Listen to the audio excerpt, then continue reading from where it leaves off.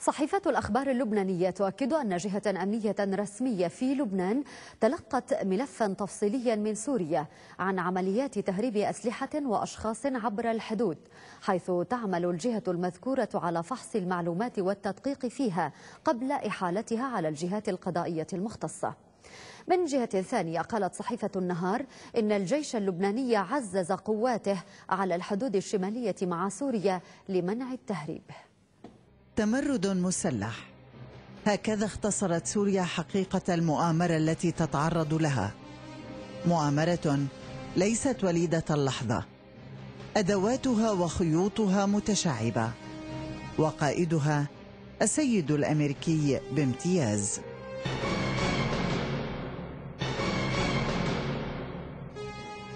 في أحد عناوين المؤامرة: تيار المستقبل اللبناني يتدخل في الأحداث السورية ويساهم في عمليات تهريب السلاح إلى العصابات الإجرامية في سوريا. عنوان استدعى تحركا أمنيا سوريا ولبنانيا سريعا تزامن وتدابير مشددة على الجانب اللبناني من الحدود لضبط ومكافحة عمليات التهريب.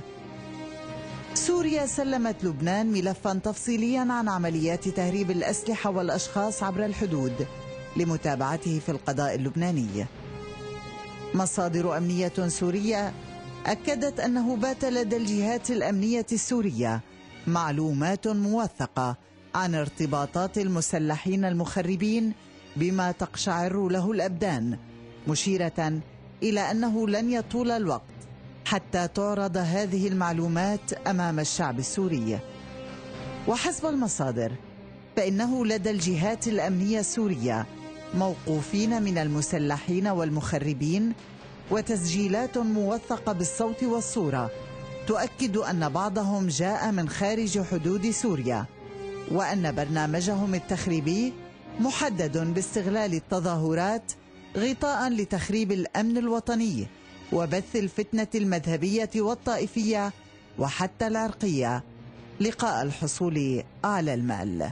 اجتنا الأوامر بعد هيك إنه نحن لازم نتسلح ولازم نعمل عمليات تساند إخواننا بدرعا وبجميع محافظات سوريا، وهذا الشيء كان عن طريق أحمد عودة اللي هو المرسال بيني وبين النائب جمال الجراح بلبنان.